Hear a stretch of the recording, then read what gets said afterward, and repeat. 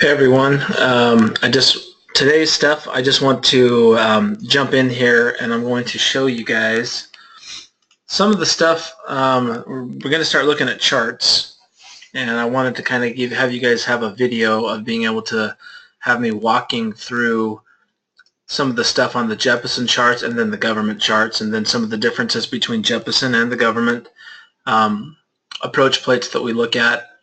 And then also some stuff on Sky Vector as well. But the first thing, I want to show you guys the Jeppesen charts. I have made a folder. It's actually been in here since day one, back when we started in April. But if you notice, there's a folder in here inside the Google Drive called Jeppesen Charts. If you go into that folder, you'll see that there are several airports that I've already put in here that we are going to be using in our class. There's a few more that I'm probably going to add in here, but I added in these, I believe there's 12 of them in here right now. But these are all the Jeppesen charts for a lot of the airports that we're going to use. So what I wanted to do, let's just start. I'm going to use Sacramento here. If you want to open up your Sacramento charts here, but I'm going to go in here and kind of show you guys what each of these chart packets look like and what the stuff on them is. So when you initially open up the chart packet, so like I said, this is Sacramento, the very first thing you're going to see is the overview page, and it'll have a nice color picture of the airport. You can kind of see there in the background. But just to kind of make sense of what some of the information is on here, obviously it's going to have your airport name up here in the top left. Right here in the middle, it's going to have the date of this chart, which was the last time this chart was updated, so that would have been December 20th, 2013. And then the name of this chart is 29-01. So if you're ever referring to this chart, you would say the Sacramento Jeppesen chart 29-01, and then everyone would know exactly what you're talking about. But yeah, Sacramento, California, most of this stuff is self-explanatory. This is saying the airport elevation is 27 feet. It is located 10 nautical miles northwest of the town of Sacramento. And then that gives you your exact coordinates of the airport. This over here is what is called the minimum safe altitude, and this is basically surrounding the airport. So what this actually means is that it's depicted as if the airport was right here in the middle of this circle, and it's basically showing you that on each side of the airport it has these altitudes. So if you can see here, that it's actually represented by the Sacramento VOR, which is on the airport. So essentially the airport is also, depicted as being in the middle of this circle because the VOR is at the airport. But from the 110-degree radial all the way around to the 290-degree radial, so basically everything northeast of the airport, the minimum safe altitude is 2,700 feet. What that means is that if you are at least at 2,700 feet, you will clear all obstacles on this side of the airport. So really, it's really, if you think about it, it's really from the northwest, wrapping all the way around to the north, straight east, and partially to the southeast. So you can kind of tell, which direction. Now, if you're directly south of the airport from the 290-degree radial over to the 020-degree radial, the minimum safe altitude is 3,100 feet. And then on this side, the west side of the airport, the minimum safe altitude is 4,100 feet from 020 up to 110. Now, one thing that is important to note on these radials is that these radials are opposite if you'll notice. If you remember how the radials work on the VORs, when you're seeing this as, like this one up here that says 110, well, that is based on the radial that the aircraft, if you're actually in an aircraft and flying this direction, that is the heading of the aircraft. So 110 is the direction that the aircraft is heading, although the actual radial that the VOR is, that you're flying in on the VOR, is technically the opposite. It's 290. But remember, the heading of the aircraft is 110. So I know this can get a little bit confusing when you look at this, because it almost looks like a backwards compass as far as the radial degrees go. But just know that what the number says here is technically the direction that the aircraft is heading. So it is heading in a southeast direction, which would be 110 degrees. But the radial that it's flying on from the VOR is the 290 radial. But anyway, that is the minimum safe altitude. Remember, it clears all obstacles, and this circle is a 25 nautical mile radius around the airport. So that is what this means here. So you get an overview of the airport. If you scroll down below here, it kind of gives you an aerial picture of the airport, shows you where it's at, kind of gives you an idea of where the city is and things. Anyway, that's the first page. The second page is kind of an overview continued, except it is a text depiction, and it tells you a little bit more about the airport. So it also gives you some information up here on the top. A lot of the same information again. Sacramento, this is now chart 29-02, Sacramento, California. It is a public airport. This here says the longest runway for landing distance available is runway 16 left / 34 right, which is 8,605 feet long, and then it gives it to you in meters as well. The time conversion for Sacramento is UTC -8 or Zulu -8. And here's your overview. Sacramento International Airport is located in north central California near the middle of the Central Valley. This valley runs north to south and is almost 400 nautical miles long by 45 nautical miles wide. Coastal mountains begin 24 nautical miles to the west, while the Sierra Nevada mountains are 23 nautical miles to the east. Approximately 5 nautical miles to the northwest, the Sacramento River makes a sharp U-bend and then quickly resumes a southward direction. It passes the airport 2 nautical miles to the west. Terrain surrounding the airport is flat and consists mostly of farmland. A man-made structure at 712 feet mean sea level within 9 nautical miles to the north-northeast is the highest obstacle in the area. Then it says, caution, birds are in the vicinity of the airport. Circling to land is not authorized east of 16 right, 34 left. Crop dusting operations are in the vicinity of the airport at or below 200 feet AGL, which is above ground level. And then it also says, do not mistake McClellan Air Force Base, which is located 9 nautical miles east-southeast for this airport. So just giving you some ideas kind of you know, what's in the area. Like it says, it is an overview. And then this next part is the kind of an overview of what the weather is like year-round. It does say, it gives some remarks here. Obstruction to visibility is reported between 17 and 26 days per month from October through February. During this period, haze and smoke is reported an average of 17 days per month, while fog is reported an average of 19 days per month. Ground fog is most prevalent in December and January. Overcast ceilings are the predominant sky condition from December through February. Then it will give you some ideas as far as how much precipitation falls from December to February and the rest of the year, March, May, June through August, September through November. It also says that in this period there's usually less than 1 day of thunderstorms. IMC, which means Instrument Meteorological Conditions, occur 27% of the time during that time frame.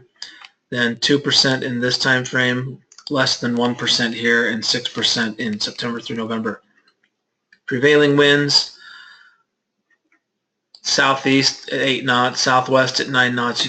The different times of year these are the types of winds you can expect during those months. And then your average high and low temperatures during those times, and this is given in Celsius. Well, I should say it's Fahrenheit and Celsius. So high temp, 55 degrees Fahrenheit, low 39 degrees Fahrenheit. So it actually does give both. Annual precipitation total 17.4 inches. Winds are from the southwest in June, and winds are from the south-southwest in September. Continuing on, the next chart, which is the 20-9 chart, is our airport layout chart. So you can see here, this is actually showing us the airport. You can clearly see that there are 2 runways. I should say 4 runways technically, but 2 pieces of concrete. 16 right on the north end, 16 left on also this north end. Then on the south end, 34 left and 34 right. Then it shows you the terminal areas. It shows you a map of the taxiways, where the concourses are. It shows you where the fire station is. The control tower is depicted by that star right there.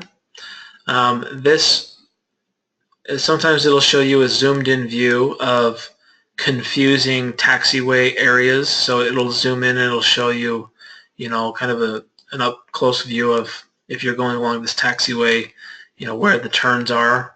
So this zoomed in view is this dashed line area right here. Shows you where the air cargo ramp is, shows you where the general aviation ramp is. Anyway, a lot of information here. Shows you runway lengths.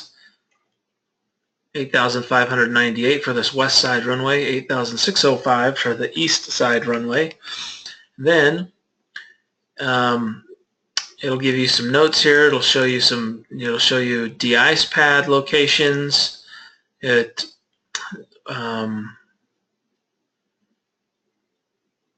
tell you as well some of this other information up here on the top.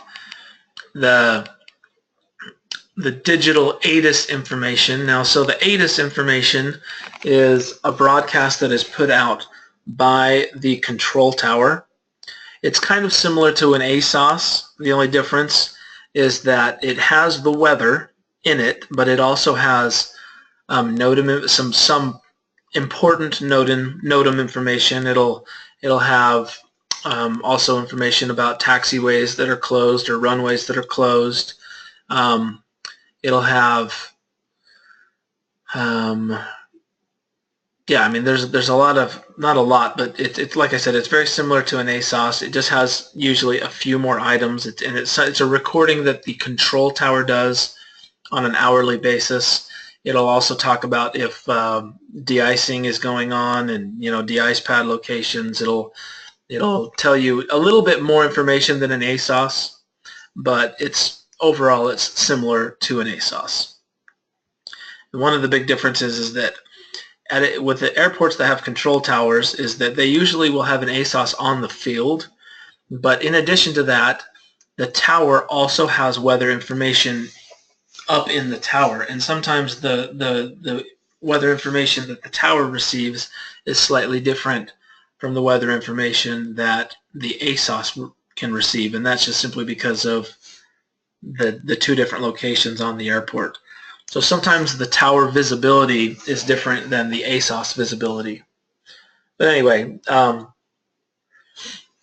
so that's telling you what the frequency for the ATIS is. It'll also tell you what kind of other data communications it has. It has ACARS on the field. It has the digital ATIS. PDC means that it has pre-departure clearance, which means it's instead of having to call somebody up on the radio and get clearance over the radio, the clearance actually can come to you right on your ACARS message. It'll give you your instructions for your initial clearance. Then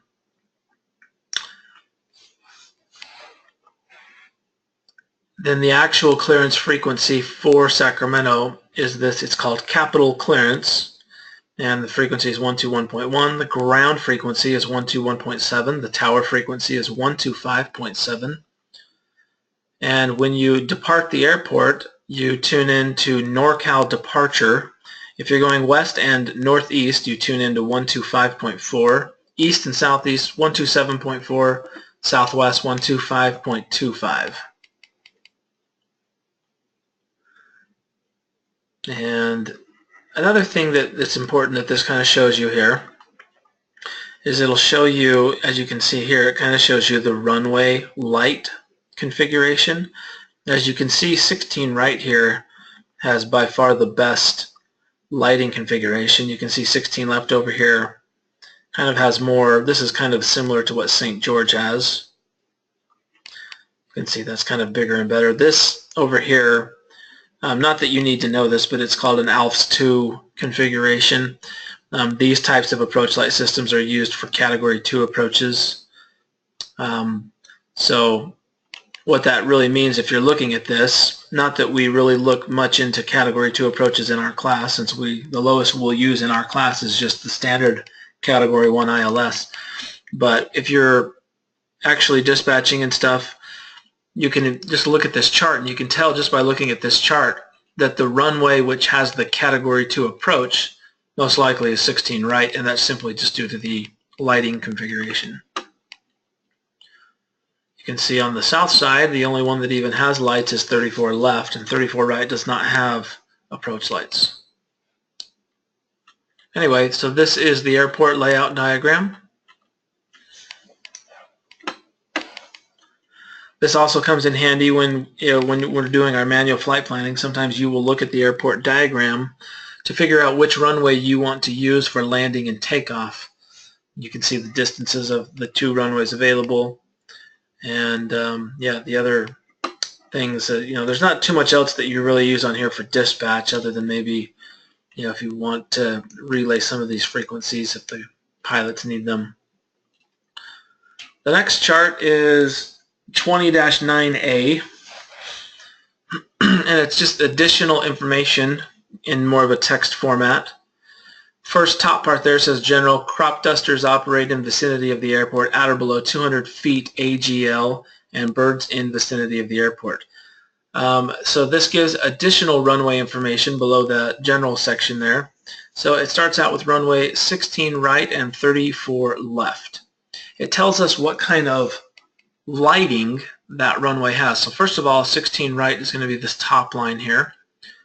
So these are all different lighting configurations. So the first one here is it has high intensity runway lights. That just means that high intensity means that you can turn them on really bright. Typically, for most runways will have 2 or 3 different brightness settings, depending on what you need and how bad the weather is. So when they turn on the lights, they can turn them on like the low setting or the medium setting or the high setting. This is just indicating that they are high intensity runway lights. It doesn't mean that they can't be turned on low, but it just means that they can go up to being really bright. The next one means that it has center line lights. Kind of talked a little bit about this yesterday in class. Some airports don't have lights along the center line, but this one does. The next part is that the approach light system, this is that ALPS 2 configuration that I was telling you about on the previous chart. So remember, this is 16 right, which is this runway right here. ALPS 2 is pretty much the best, and I guess it would be considered the best approach light system that you can have for a runway. So it has that. It's the one that has the most lights. It just is called the ALPS 2. But that is basically just telling you that's the approach light, the approach lights leading up to the runway. The next one, the TDZ, is the touchdown zone. It means that there's lights that light up the touchdown zone for where you're supposed to actually land and place the wheels down on the runway. The next part is, it says that this runway has a PAPI and it's on the right side, and that the angle is 3 degrees. That just means the descent angle for when you're coming in on the glide slope is a 3-degree angle, but you can see the PAPI on the right side of the runway. And then lastly, on the far right there, it says RVR, and that just means that that runway has an RVR system to report RVR. And that's a runway visual range. And RVR, once again, is those little lasers. It has a laser at one end of the runway, another one at the midpoint on the runway, and then another one at the far end of the runway. And it reports RVR for those 3 different sections along the runway. Those lasers basically try and are trying to link up with each other, so they shoot a laser towards the other 2 locations of the lasers down the runway, and basically however long it takes that laser to shoot down is how they measure the actual RVR visibility on the runway. And then as you come over, it tells you that the usable length of the runway coming in off the glide slope, it is 7,525 feet. Now remember, when you land a plane, you don't necessarily land right on the end of the runway. You land usually about 1,000 feet down the runway. That's where the touchdown zone is. And then it tells you on the far right, the width is 150 feet. Now, again, on this one, it tells you the other side of the runway, which is 34 left. It has high-intensity runway lights. It has a centerline lights. The other end, it does not have that ALPS 2 configuration, but it has what's called the Mauser configuration, which is medium intensity approach light system with a runway alignment indicator. Similar to St. George. St. George is a Mauser configuration. Then it has a PAPI on the right side, angle 3 degrees, and also has RVR. If you look here, this little 1 that's encircled with in black here means that the runway is grooved. And if you remember, the reason in the United States runways are grooved because it allows the water to seep into the grooves. And then if you also look at runways, they're not perfectly flat. They have a little bit of a bow to them. So if you're going right down the middle of the runway, it does slope off, both off to the left and off to the right, which basically just allows the water to accumulate in these grooves and it rolls off the edges of the runway. That allows us to keep our runways dry, and it'll also eliminate standing water on the runway. So it's important to know if a runway is grooved or not, but 95% of the runways that you'll see in the United States are going to be grooved, commercial runways, that is. On 16 left, 34 right, kind of a lot of the same information again. It has high intensity runway lights, it has centerline lights. 16 left has that Mauser configuration, has touchdown zone lights and a PAPI on the left side with an angle of 3 degrees. 34 right has high intensity runway lights and centerline lights, but it does not have an actual approach light system. If you go back up, you can see this is 34 right. You don't see any lights like you do with 34 left, 16 right, and 16 left. You see that on 34 right there are no lights. Then it has a PAPI on the left side, 3-degree angle. Next part tells you about runway incursion hotspots. Runway incursions. A runway incursion is when 2 aircraft are on the runway at the same time when one of them has been cleared for takeoff. So typically you're never supposed to have 2 aircraft on a runway at the same time.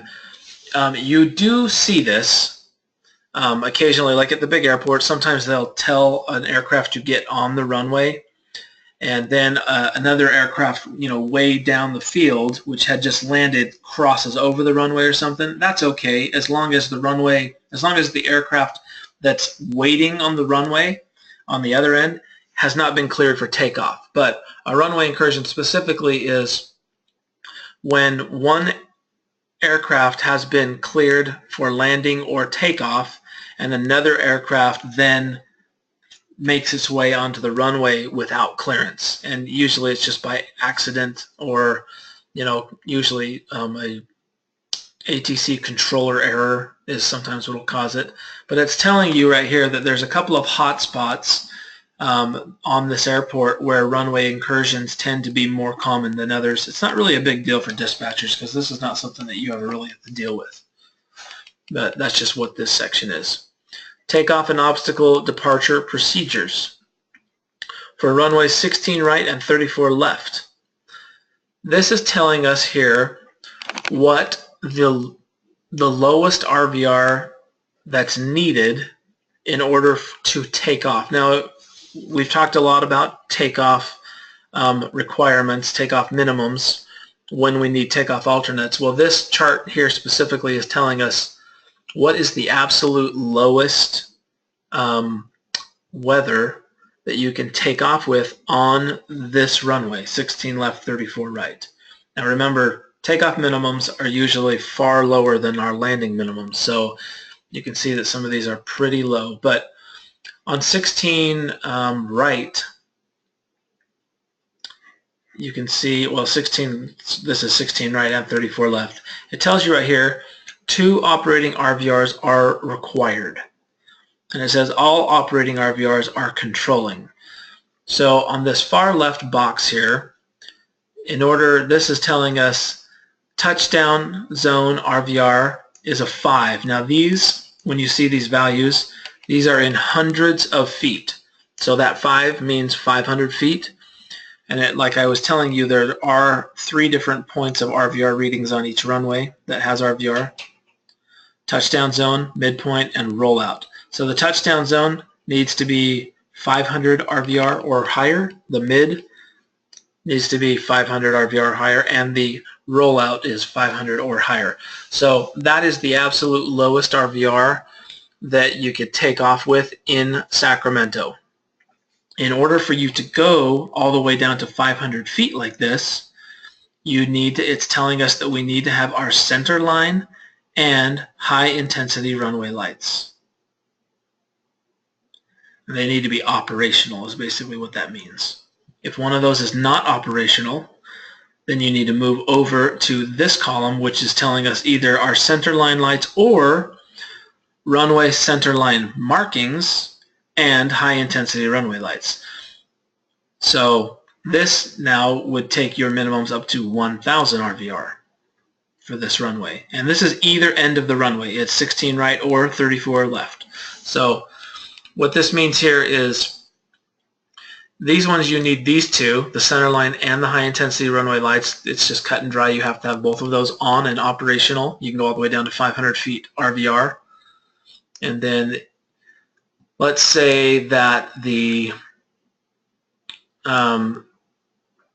high intensity runway lights were not working. Then we could substitute it with having, as long as we have the center line lights, sorry, this is the other way around.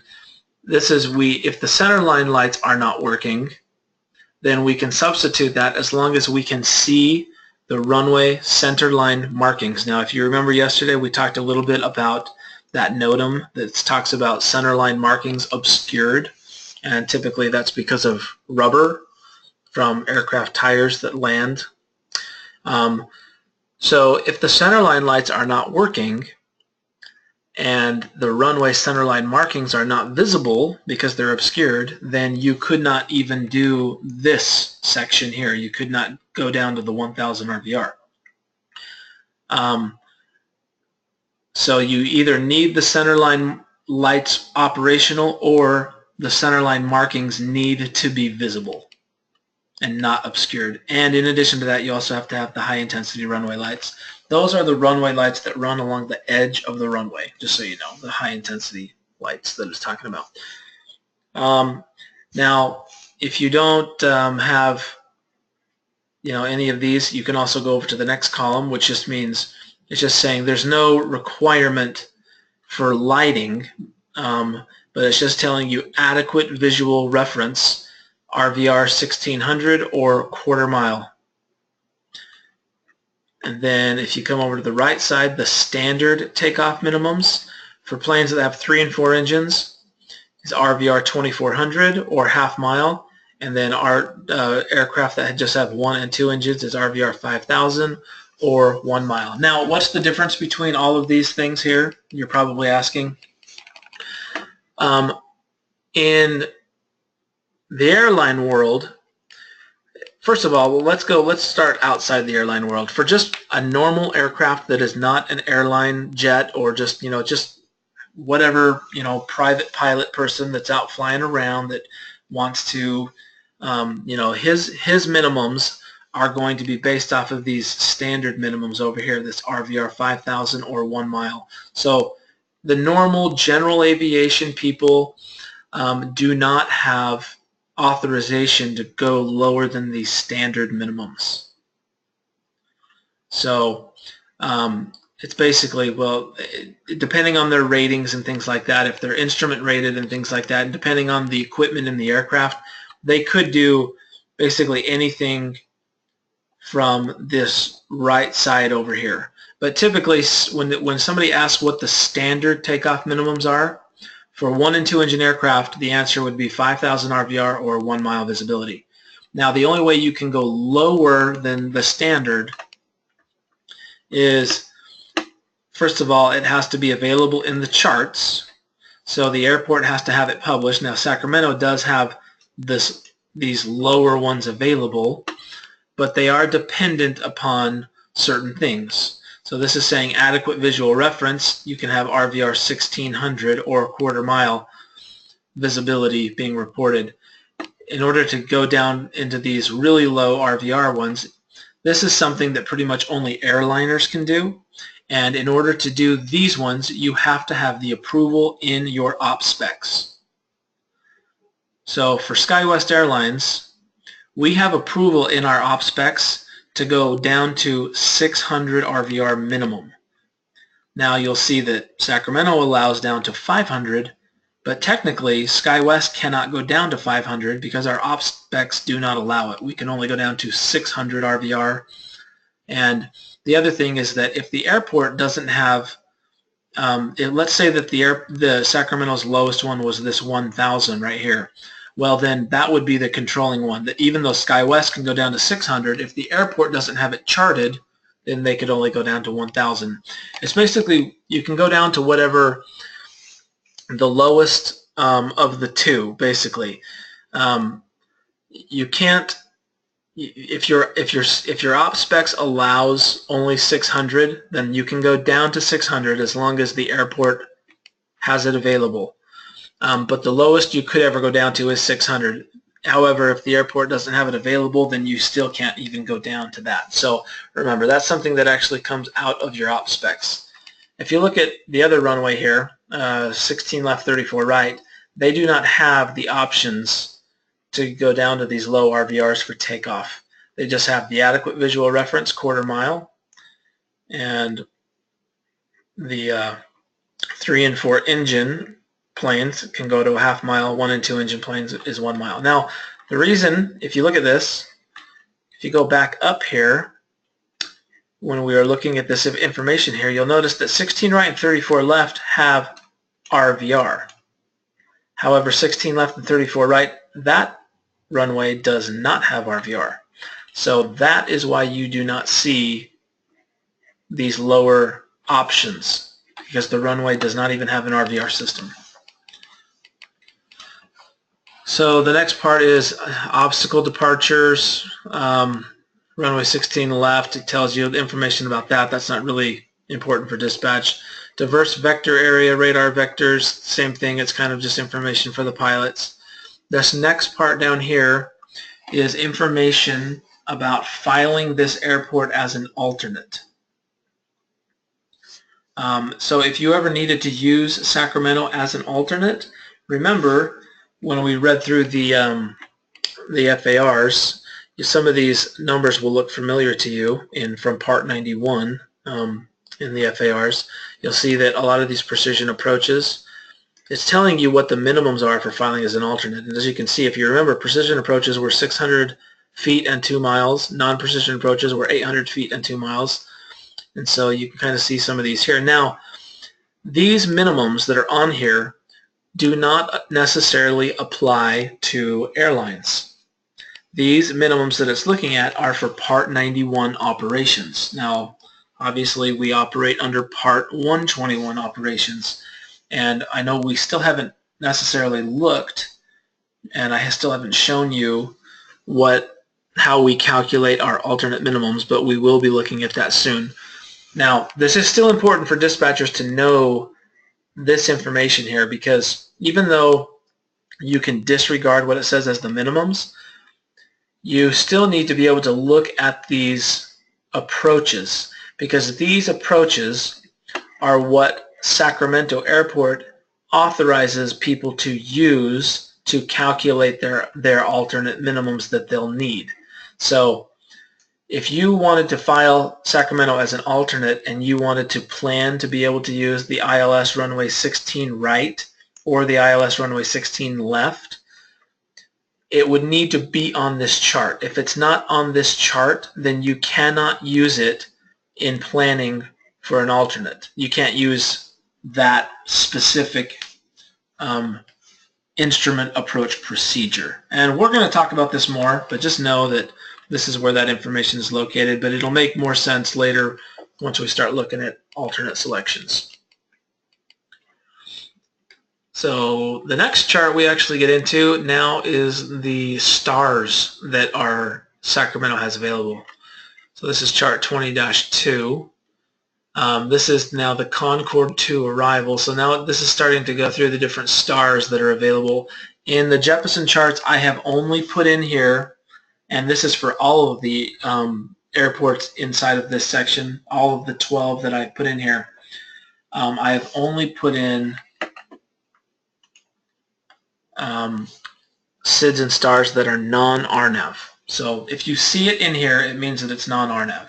So you don't have to, like when you're looking through SkyVector, you don't have to sift through the ones that do not have RNAV. So this is the first star that it's telling us that it has available. Anyway, there's the information here. So now I showed you yesterday what the government charts look like as far as the stars and SIDS look like. This is what it looks like on a Jeppesen chart. So these different VORs that you have here are the transitions for this star.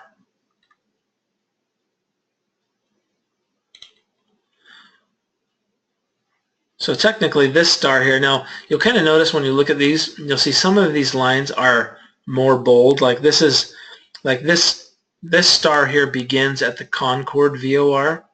That is the first transition here for this star. So the transition, so I need to back up for 1 minute, because Sacramento VOR and Marysville VOR on this particular star are not transition points. The only transition for this star, it only has one option, that is the Concorde VOR, but you can tell if something is a transition or not simply by looking at the bold line. If the bold line is connected to the VORs, then it is a transition point. But you can see, like this Sacramento VOR, it has these not bolded, these are just kind of the lighter gray, skinnier lines here. That just means that the Sacramento VOR is used to identify these two different intersections. And then same with the Marysville VOR up here at the top. It is simply just used to define this intersection. The only transition point for this star is the Concorde VOR. That's the only option on where you could get onto this. And so this star looks like it approaches Sacramento from the south. Anyway, you can follow this. The lines here start at the Concorde VOR.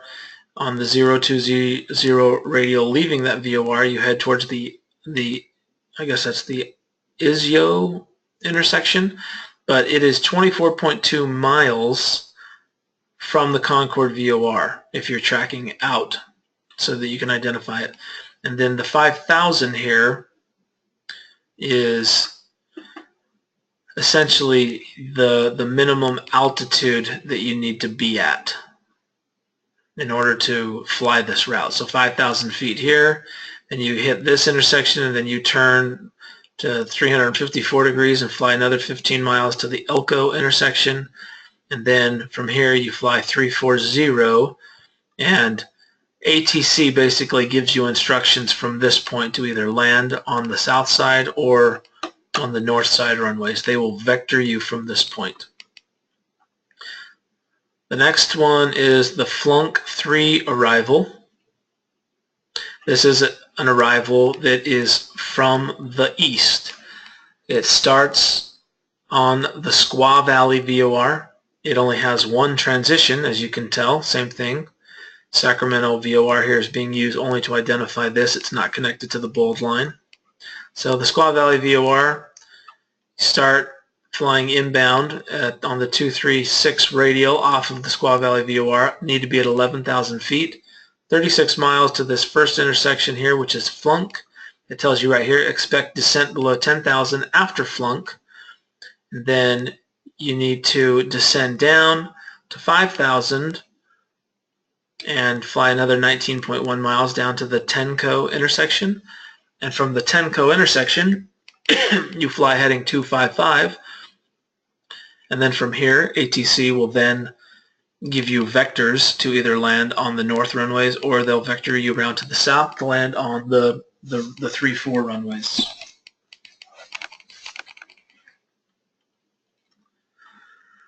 Here is another arrival. This is the Tudor 2 arrival.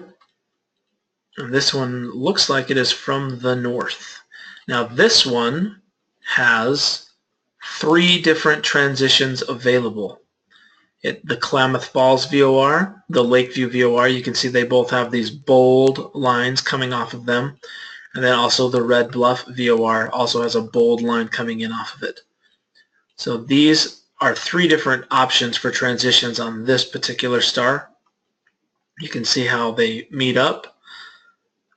Once again, I'm not going to go through the distances and the altitudes on each of these, but you can see that they all meet up here at the Pike intersection, and then eventually to the Tudor intersection. And now, like it says here, expect radar vectors to your final approach course. So ATC picks you up at the Tudor intersection, and then we'll give you those instructions to land either on the north end runways or the south end runways. This Williams VOR here is not a transition. It's just being used to identify these 2 intersections. So remember, if it's these gray lines coming off, it's not a transition. It's got to have these bigger, bolder lines connected to it, which means these are flight paths that you can fly.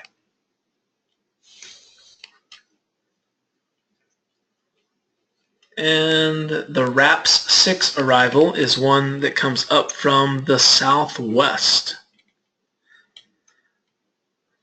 This one has, let's see, really it just has 1 transition point.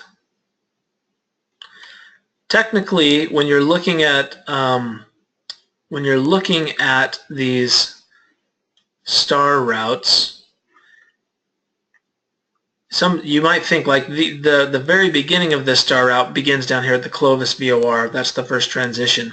However, just so you know that if you have other VORs that are along the same route, as long as they have the bold lines connected to them, you could still use Linden as a transition point, even though it has, it doesn't look like it's not necessarily a starting point. But if you were coming in from, say, this southeast side, you could connect right to Linden. You don't necessarily have to go to Clovis to start this. You could come in and start it at Linden, and in this case you could also actually even start it at Sacramento. They are both going to be transition points, even though they don't look like that's where you would begin from.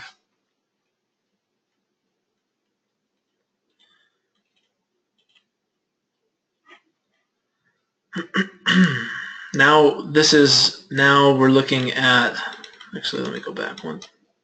Yeah, because that is the final star. We're now looking here at the very first SID, which is, let's see here. This one is, I believe, I guess this is the Dudes 9 departure. So when we're looking at these, you can kind of see same thing. Now this is a SID, so it's reversed. We're starting at the airport. Remember when I was showing you yesterday, as long as you've got a line coming off of the north and the south, that means you can use this SID departing north or south from either of the runways. But both of them will show you turn and connect, and it will show you kind of how you fly out. Now as you follow the lines out, you can see that your options for transitions are going to be, if you follow your bold lines, you can go up to the Mustang VOR, you can go out to the Mina VOR, or you could, the furthest possible one out you could go to would be the Lovelock VOR. But all three of those are connected and are transitions. If you look here, Squaw Valley VOR, once again, just being used to identify an intersection, as is the Marysville VOR, the Sacramento VOR, and the Linden VOR.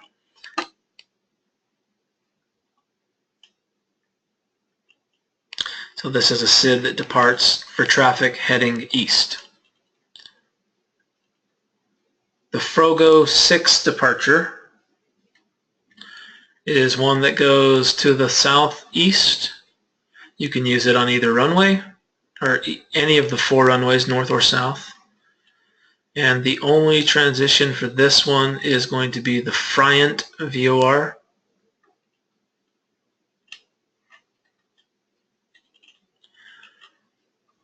And that looks like those are the only 2 SIDs that Sacramento has. This next page is going to be 2903. This is going to now run through an overview of each runway. So it'll have this nice color picture. This is what it looks like when you're approaching runway 16 left. It'll tell you some information about it. Visual vertical guidance is provided by PAPI, 3 degrees on the left side of the runway, and that's pretty much all the information it has. The next one is 34 right. This says this runway uses a right-hand traffic pattern. Visual vertical guidance is provided by the PAPI on the left side of the runway. For noise abatement, this is a preferred runway for arrivals and departures at night.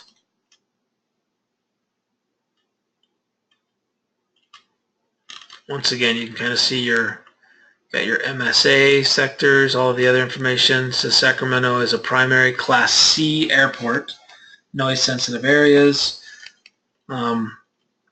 Next one here is runway 16 right.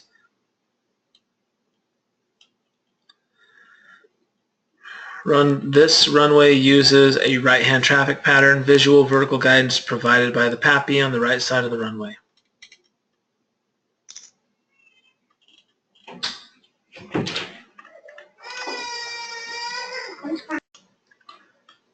So runway 34 left. Let's see. Visual vertical guidance provided by a VASI, 3 degrees on the left side of the runway. Noise abatement procedures. So that's just kind of giving you an overview of each runway. Next, it starts now into the actual approach charts. So the first one it's having us look at is ILS, or localizer, runway 16 right. It gives us all the information, the digital ATIS 126.75.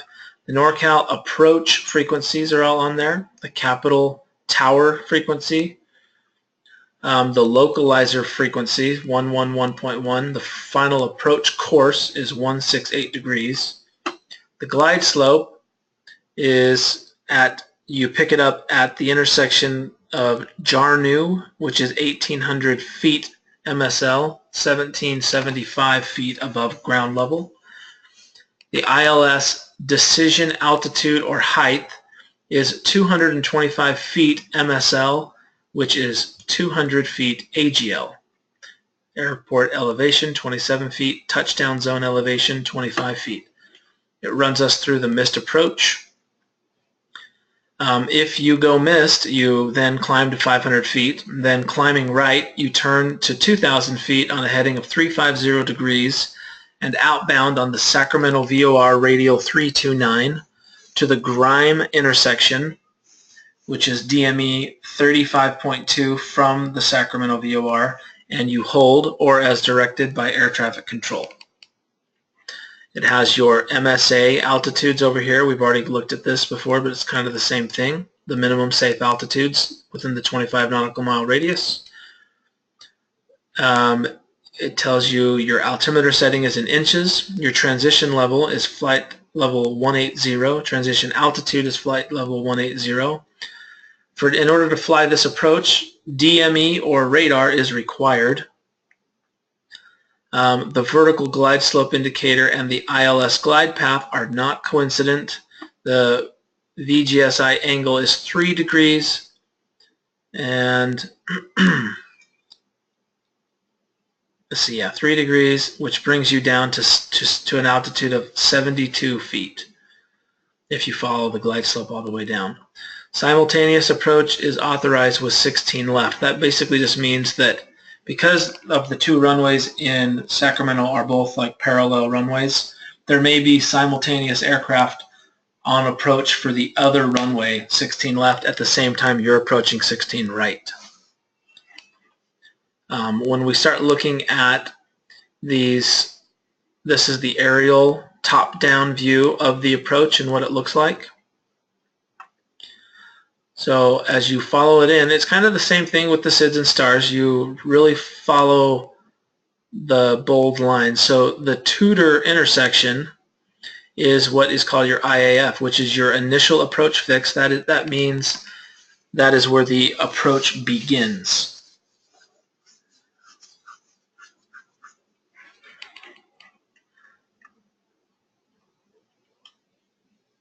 So as you start flying the initial approach fix, it's just basically telling you now you fly, it's just telling you fly at a 168 heading at 1,800 feet for 9.3 miles after the Tudor intersection. Then as you come in, you will then start picking up the glide path, kind of where the arrow begins there. You cross the Jeppesen intersection, which is a DME of 9.3 from the ISMF localizer. And then this, how it kind of is more circled up here, the Jarnu intersection is your final approach fix. When we've heard the term final approach fix, you've kind of heard it in the FARs a little bit, but if you have the visibility if the runway visibility is reported to you before your final approach fix, after your final approach fix, you can still continue the approach even if the visibility falls below your minimum. So it's the final approach fix is kind of the it's not necessarily, I wouldn't call it like the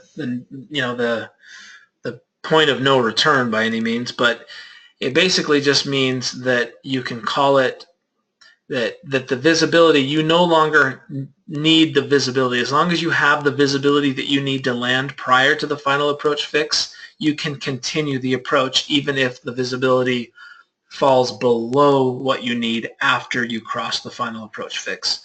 So if you do not have the visibility, if the visibility falls below what you need before the final approach fix, you cannot continue the approach.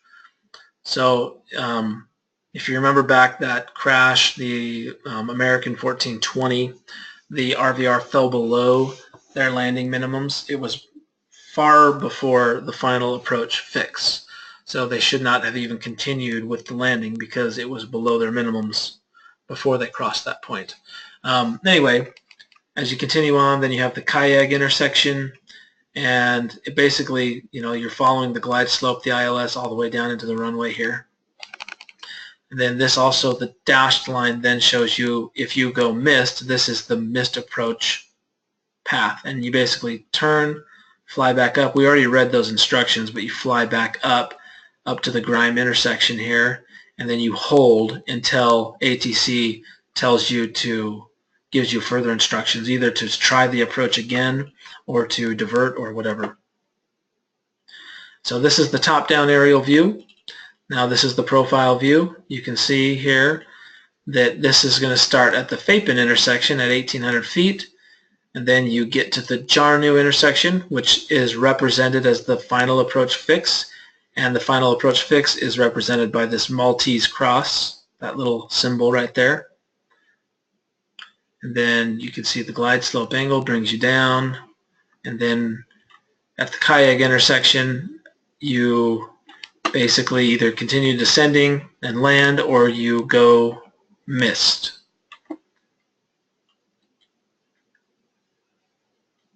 This next little part here is just telling us what the ground speed in nautical, in knots per hour is. It's basically kind of just giving you an idea of how many feet per minute you're descending on the glide slope. So the glide slope here is 3 degrees, so it's basically telling you that if you're going 70 knots per hour, so depending on what type of plane you're flying, this is going to be different for everybody, but these little charts here aren't necessarily meant for any specific type of plane, but if you're flying at 70 miles an hour or 70 knots per hour, that means you're going to be descending at 372 feet per minute.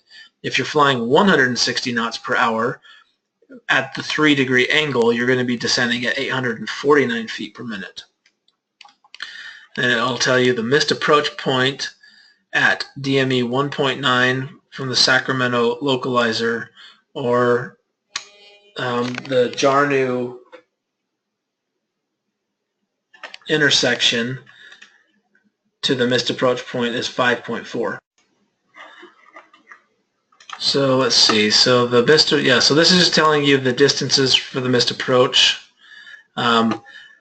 This over here is telling us this is now the lighting configuration for this approach. It's that ALPS 2 configuration with the PAPI on the right side.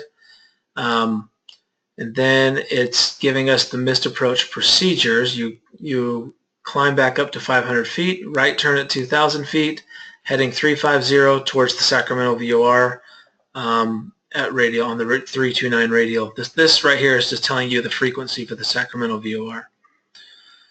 Down here, this is kind of more of the information that's kind of more important for dispatchers. These are going to be your weather landing minimums for this approach. So this is for straight in landing on runway 16 right. If for the far left here is going to be our best possible approach, which is the full ILS with nothing out of service, nothing NOTAMed. With this ILS, we can descend all the way down to 225 feet MSL, which is the equivalent of 200 feet AGL. So this particular ILS, the best possible Category 1 ILS minimums, if you remember, are 200 feet and 1/2 of a mile visibility. So 200 feet, that's the best possible ceiling that we could have. So don't be confused by the 225. This is, remember, this is always what the altimeter is going to read because it is mean sea level, but it really is 200 feet AGL. Now below this, it has 3 different columns. Okay, so this is basically telling us first that it's the full approach, like the full lighting configuration is available. The middle column is telling us either the touchdown zone or centerline lights being out. And then the third one over is the entire approach light system is out. So what this means, if everything's working and everything's available, then that means that we can go all the way down to RVR 1800 on this particular approach. So if you look down below here, you can see that there's a couple little notes. One is DME is required, and RVR 1800 is only authorized with a flight director or autopilot or HUD, which is a heads-up display to the decision altitude. So our aircraft have flight directors and autopilots. They don't have HUDs, but you can use the flight director or autopilot to descend down to the 200 feet, and then you could go down to 1800 RVR. So unless you have an MEL on your plane that has an MEL for the flight director or autopilot, then you can expect to be able to go all the way down to 1800 RVR for that approach. This A, B, C, and D here on the left side, this is category of aircraft. This specifically represents the speed that you land at. So the higher speed that an aircraft lands at is going to be the higher category that it's rated. Just for your guys' information, we have no aircraft at SkyWest that are A or B. All of our planes are either C or D. The CRJ 700 is a category C aircraft. That means that it lands at or below 140 knots per hour. The CRJ 200 and the CRJ 900 are category D, meaning that it lands at or above 140. Or I should just say above 140. So for this class, all of our flight planning is obviously the CRJ 700. We're going to be using category C. Now you can see on this one, it doesn't matter which category your airplane is, all four of them are authorized to RVR 1800. Now if the touchdown zone lights or centerline lights are out, or if we don't have our autopilot or flight director operational, then we can only go down to RVR 2400, or same thing, it's a half mile. So technically 2400 RVR is a half mile. This ILS approach actually allows us to do a little bit better as long as all of the lighting is working and we can use an autopilot. We can go down a little bit lower. 1800 RVR is still considered in the half mile category. However, you know, sometimes it makes a big difference to be able to do 1800 RVR compared to 2400 RVR. If the approach light system is out, then we have to bump it up to RVR 4000. Now this next middle column here is a localizer only. This means that the glide slope is out. That basically turns this approach into a non-precision approach. So over here, with the lights and everything on, for category A and B aircraft, it's RVR 2400 or half mile. For category C and D aircraft, it's RVR 3500 or 5/8. So you'll never see a report for 5/8. So you just have to go off of 3500 RVR, or you'd have to go off of 3/4 of a mile if there's no RVR. With the approach light system out, all categories require RVR 5500 or 1 mile visibility. And let's see here. This far right one is the same thing. It's localizer only, glide slope out. The difference is between this one and this one is that this one says with CAIEG. That means that you have the DME from CAIEG to the airport. This one over here means that you do not have DME on the aircraft. That will make it category A and B, 2400 RVR or half mile. Approach light system out, RVR 5500 or 1 mile. Category C and D, RVR 4500 or 7/8. And with the approach light system out, it requires 1 3/8 mile. This far right one over here is circle to land. It says not authorized east of runway 16 right, 34 left. And it just basically gives us the difference here is with that CAIEG DME, these are the minimums. Without the CAIEG, these are the minimums. And this is basically telling us the category. So 140 knots, you would, circle to land would be 480 feet. Now one thing that's important to note with these aircraft, and one thing that I didn't show you back up here, on these localizer approaches, you'll notice that, so these RVRs we obviously talked about, they are bumped up. They're worse than these ones over here, but also look at the ceiling. This has 400 feet MSL, which is 375 feet AGL. Now, in an aircraft, it does not show you, the altimeter is only going to show you in hundreds of feet. It will not show you in between, like it will not show you 375, it will not show you 350. That basically means that this number here, you have to round up to the nearest 100. You always have to round up because it's more limiting in an airplane. So even if this number here said 301, you would technically need to round it up to 400. That means that the ceiling for this approach with the glide slope out would be 400 feet, and it would be 3,500 RVR. This one here, the ceiling would be 500 feet and 4,500 RVR. So I'm just going off of category C because that's what we're going to use. Then over here, category C for the circle to land approach is 500 feet and 1.5 mile visibility. Without the DME, it's 500 feet and 1.5. It's the same. Anyway, so hopefully that's helping you understand what these ILS approach charts look like, kind of making sense of some of this information here. Let's just quickly look at ILS or localizer runway 16 left. A lot of the same information up here. Initial approach fix is Vrona. The final approach fix here is Levy. It has a Mauser configuration. Here's your missed approach procedures.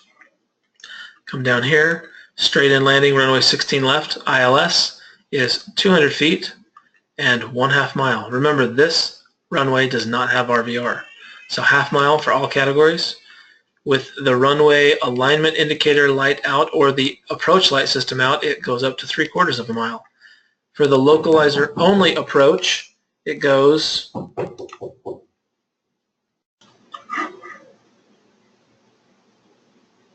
the localizer only approach, it is going to be 400 feet ceiling, and 5/8 is going to be the visibility, which technically, like I said, you'll never see a report in 5/8. When you see METAR reports or even reports from the tower, if there's no RVR available, you're only going to get increments of 1/4 mile. So you'll see 1/4 mile, 1/2 mile, 3/4 of a mile, or 1 mile. You'll never see it reported in eighths. So it's kind of weird that they even give those visibilities in 5/8 like this, because it's impossible. We have to round up to 3/4. So with the runway approach, or sorry, the runway alignment indicator light out, it's 3/4 of a mile. Approach light system out, it's 1 mile. And that's with the DME from the Joe Bud intersection. Without that DME, it is 1 mile visibility, and this is still on the localizer only. And then you can kind of see your circle of the land minimums. ILS or localizer runway 34 left. Initial approach fix is the Sacramento VOR. Final approach fix is the Hadsu intersection.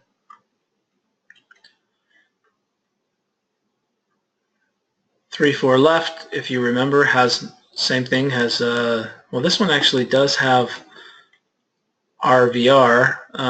I guess it doesn't have it on this end of the runway, or it's not allowing the report for it, but you can see here, straight in landing runway 3-4 left. You can go down the best ILS approach, 200-foot ceiling, and only 1 mile visibility here for all categories. You can see that all the way across the board.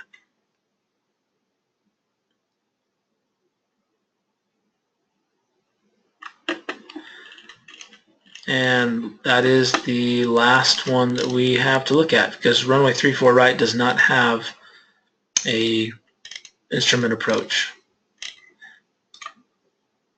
Anyway, that is, you can hopefully take that and apply this to a lot of the other charts in here.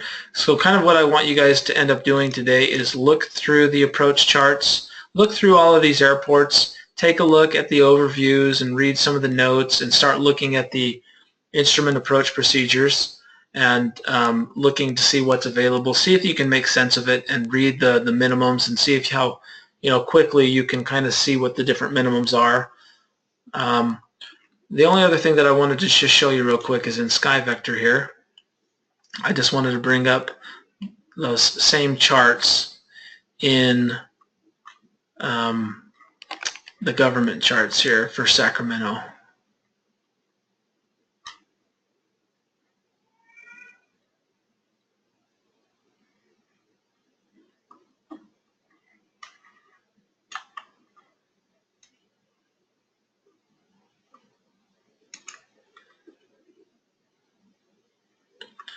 So let's just go back and look at the ILS runway 16 right. Kind of see what the differences is, what they are here.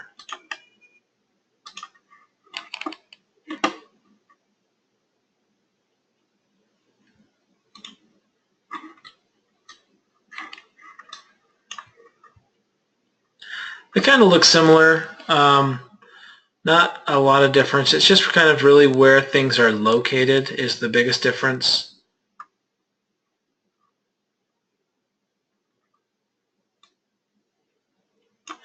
Still shows you here the Tudor intersection is the IAF, the initial approach fix. When you come down, it'll have your Maltese cross, your Jarnu is the final approach fix. The biggest differences is kind of just the way it shows you down here. So straight in, so it kind of just has the stuff going across the top. So your A, B, C, and D now goes this way, and your approach, like the straight in ILS, localizer, circling, go this direction. So it's kind of flip-flop from that standpoint, but straight in ILS right here, it tells you that you descend to 225 feet MSL and that it's 1800 RVR. And then this here is just telling you that it's 200 feet AGL. This is basically saying that it's 200.5 is the approach. The straight in localizer 16 right, 480 is your MSL, 2400 RVR. The above ground level is 455, but as you can see, it actually rounds it up to here, so you got to round it up to 500. So it kind of actually does that for you on the government charts. However, just as a general practice, what we're going to do is when you're looking, we're going to use the Jeppesen charts for all of our instrument approaches and all of our airport layouts and things. The only time we're actually also going to use it for all of our SIDS and stars. So the only time that you're really ever going to look at charts on SkyVector, the only charts you're going to use from SkyVector are simply just going to be, well, you really won't use any of these charts like this, how we go into these. You'll bring up Sacramento like this, but then you'll have Sacramento up in your Jep charts. You'll have it up on. So when you're looking at Sacramento in SkyVector, you'll then have to revert back and forth to your Jeppesen charts right here, which actually will probably be a little bit easier. Instead of trying to keep those things open, you can kind of see what yesterday in class that it was kind of a battle for me to go back and forth between those charts. You can keep this one open in a tab, and then you can just simply go back to your SkyVector and do your planning. In SkyVector, we're only going to use, we're just basically using SkyVector for the en route charts. The jet routes, the Victor routes, and stuff like that to actually do our planning and to type in our plan and show it, across, going from one city to the next. But all of the actual manual charts for the SIDS, the stars, the approach procedures, the airport layout, any of that, you're going to use your Jeppesen charts. So yeah, just know that ahead of time. Yeah, today's kind of objective is to go through your Jep charts, start looking at the airports, start playing around a little bit more with SkyVector, do some practice routes, see if you can, get stuff, do something do any sort of a city pair flight plan, but try to use the city pairs that I have the Jeppesen Charts for already in the Google Drive folder. And let me know if you have any questions. But yeah, I just kind of want you guys to start getting familiar with SkyVector, familiar with the Jep charts, and how to use them, how they function, how they work, and then start answering people's questions if you run into anything. So other than that, that's kind of all for today's stuff. And we're going to obviously look at this stuff again tomorrow in class and do some more practicing around with SkyVector and some manual flight planning and some other charts that we look at. So other than that, everyone have a good day and enjoy messing around with this thing and figuring it out.